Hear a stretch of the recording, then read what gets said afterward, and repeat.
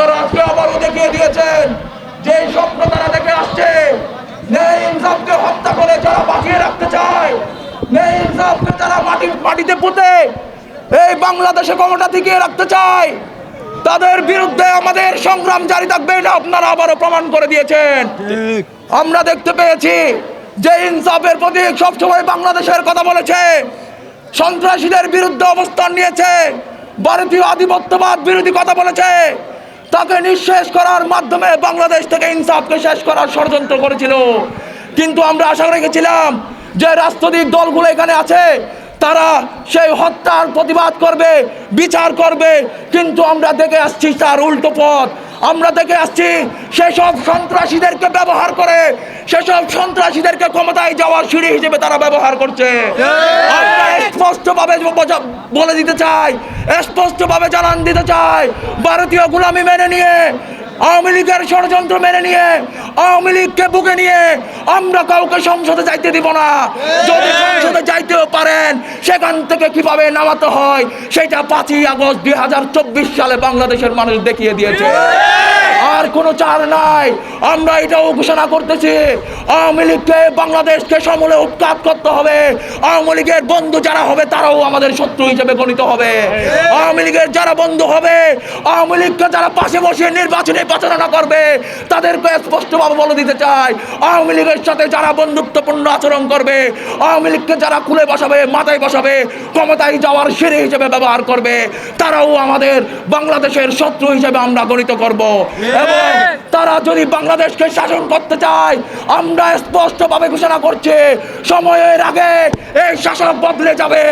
আমি এটা চ্যালেঞ্জ করে বলতে পারি, যারা সন্ত্রাসীদের সাথে লিয়াজু করে আর ভারতীয় আধিপত্যবাদ মেনে নিবে, তারা সংসদে যদি যাইতে পারে, সময়ের আগে শাসক বদলাবে।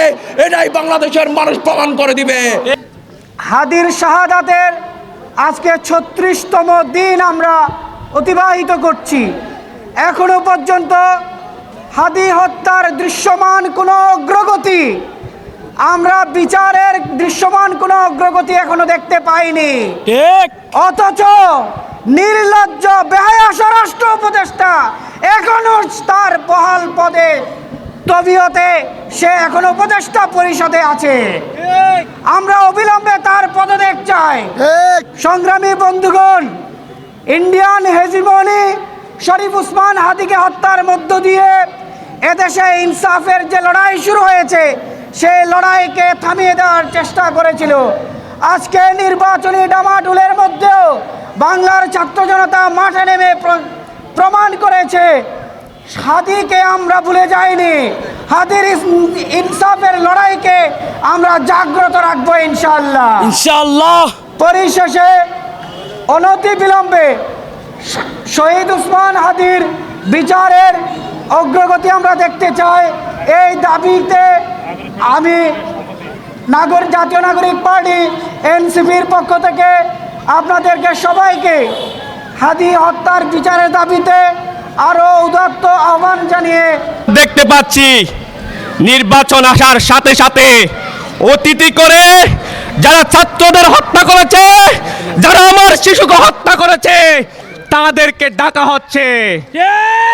এক সময় ভোটের রাজনীতি আসলে ডজন কানিক মামলা বিএনপি জামাত মুসলিমদের উপর চাপিয়ে দেওয়া হতো। কিন্তু আমরা এখন দেখতে পাচ্ছি যারাই আগেই শাসক শ্রেণী ছিল, তারাই এখন মুসলিম যারা, তারা শাসক শ্রেণীকে শ্বশুর বাড়ির লোকের মতো করে আপ্যায়ন করার জন্য দাওয়াত দিচ্ছে।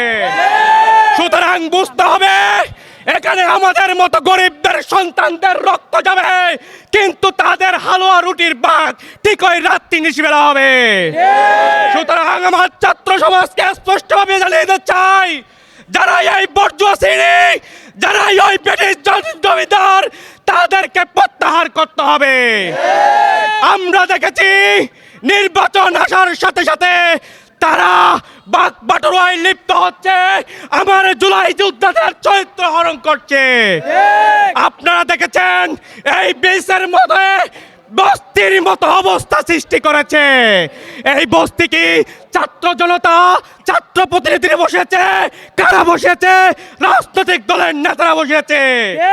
যদি একটা কক্সবাজারের মতো পর্যটন নগরের অবস্থা যদি বস্তির মতো হয়, সেখানে যদি কোনো কিছু বলতে যায় তাহলে বলে ছাত্র প্রতিনিধিরা এই কাজগুলো করেছে। কিন্তু আমরা খোঁজ নিয়ে দেখতে পাই তারা বর্জুয়া শ্রেণী, শাসক শ্রেণী, এসবের মদতদাতা, তারা এসব বসিয়ে ছাত্র জনতার চরিত্র হরণ করছে। বিপ্লবের পর বিপ্লব টিকিয়ে রাখার জন্য যে আওয়াজ তুলেছিল হাদি ভাই, সেই আওয়াজের পরবর্তীতে তাদেরকে হত্যা করেছে একমাত্র এই শাসক শ্রেণী, মর্জুয়া শ্রেণী। তারা বিচার চাইবে না, তারা বিচার করবে না, তারা আমার শিশুদের হত্যার বিচার করবে না। তারা সুশীল শাসবে, তারা ভোট চাইবে, তারা গণতন্ত্র প্রতিষ্ঠা করবে, কিন্তু একটি ইনসাফ ভিত্তিক ন্যায় পরায়ণের রাষ্ট্র প্রতিষ্ঠার জন্য তারা কাজ করবে না। তারা আমার মুসলিম ভাইদের উপর নির্যাতন চালাবে নির্বাচনের পর। ঠিক আপনারা এখন বুঝতে পারছেন, তারা একজন অন্যজনের উপর দুধ চাপাচ্ছে, একজনের দোষ অন্যজনের উপর চাপাচ্ছে, কিন্তু দিন শেষে তারা কোনো জুলাই যোদ্ধাকে স্মরণ করছে না। তাদেরকে যারা মুক্তি দিয়েছে, তারা আজকে যাদের জন্য নির্বাচনে দাঁড়াতে পেরেছে, কাউকে দেখিনি একজন শহীদের কবর জিয়ারতের মধ্য দিয়ে তারা নির্বাচনী প্রচারণা চালাতে। সুতরাং যারা শহীদদের রক্তকে ভুলে যায় তাদের ধ্বংস অনিবার্য। আজ হোক কাল হোক, ছাত্র জনতা এই বর্জুয়া শ্রেণীর যে শাসন ব্যবস্থা, সেই সমাজ ব্যবস্থাকে ভেঙে দিয়ে একদিন ইনসাফের সংসদ প্রতিষ্ঠা করবে বলে আশাবাদী। সংগ্রামী সহযোদ্ধা, আপনাদের সবাইকে আমাদের বৈষম্য বিরোধী ছাত্র আন্দোলনের পক্ষ থেকে শুভেচ্ছা এবং সালাম। আপনারা জানেন, আমাদের হাদি ভাই ইনসাফের লড়াই করতে গিয়ে শহীদ হয়েছেন, ন্যায়ের পক্ষে গিয়ে শহীদ হয়েছেন। ভারতীয় আধিপত্যের কাছে আমার ভাই মাথা নত করে নাই, তাই আমার ভাইকে শহীদ করা হয়েছে। আমরা স্পষ্ট ভাষায় বার্তা দিতে চাই, এই কক্সবাজারের মাটি থেকে বৈষম্য বিরোধী ছাত্র আন্দোলন এই কক্সবাজার কেন্দ্রীয় শহীদ মিনার থেকে স্পষ্ট ভাষায় বার্তা দিতে চাই, আমরা আমাদের আজাদির লড়াই জারি রাখবো ইনশাআল্লাহ। আমাদের আজাদির লড়াই যতক্ষণ না পর্যন্ত সফল হবে, আমাদের শহীদ শরীফ ওসমান হাদি ভাইয়ের লড়াই যতক্ষণ না পর্যন্ত সফল হবে, আমাদের সংগ্রাম থামবে না, থামবে না, থামবে না। প্রিয় সংগ্রামী সহযোদ্ধা, আমরা আজকের এই আজাদি মিছিলের আয়োজন করেছি। আমাদের এই আজাদির মিছিলে আমরা সকল দল মত সকলকে আমরা নিমন্ত্রণ জানিয়েছি, দল মত সকলকে অংশগ্রহণ করাইছি এবং ইনশাআল্লাহ আজকের এই প্রোগ্রামে দল মত সকলে অংশগ্রহণ করেছে এবং এই বাংলার মাটিতে একজন হাদি ভাই আছেন, একজন ইনসাফের প্রতীক আছেন, এটা আজকে প্রদর্শিত হয়েছে আপনাদের চোখের সামনে। আপনারা জানেন যে হাদি ভাইকে গুলি করা হয়েছে, কিন্তু প্রশাসনের নাগের ডগা থেকে তার হাদি ভাইয়ের খুনিরা পালিয়ে গেছে। এই উপদেষ্টা পরিষদকে আমরা বসিয়েছিলাম এই 17 মাস, তারা তাদের ইনকাম সোর্স বাড়িয়েছেন, তারা তাদের গদি ঠিক করেছেন, তারা তাদের এই 12 তারিখের পরের জন্য সেফ এক্সিট ঠিক করেছেন, কিন্তু কোনো ছাত্র জনতাকে তারা সেফ এক্সিট দিতে পারে নাই। কোনো ছাত্র জনতাকে তারা সুন্দরভাবে বসবাসের যোগ্য করে একটা সুন্দর প্রতিষ্ঠান করে দিতে পারে নাই। আমরা স্পষ্ট ভাষায় বলতে চাই, এই উপদেষ্টা পরিষদকে কক্সবাজারের মাটি থেকে বলতে চাই, আপনারা যদি মনে করেন 12 তারিখের পরে আপনারা সেফ এক্সিট পাবেন, তাহলে সবচেয়ে বড় বোকামি আপনারা করতেছেন। আপনারা বোকার স্বর্গে বসবাস করতেছেন। আপনাদেরকে আমরা রেহাই দিব না যতক্ষণ না পর্যন্ত ছাত্র সমাজ এই হাদি ভাইয়ের বিচার পাবে না, যতক্ষণ না পর্যন্ত ছাত্র সমাজ এই হাদি ভাইয়ের বিচার আমরা নিশ্চিত করতে পারবো না, ততক্ষণ পর্যন্ত রাজপথে হাদি ভাইয়ের অনুসারী থাকবে ইনশাআল্লাহ।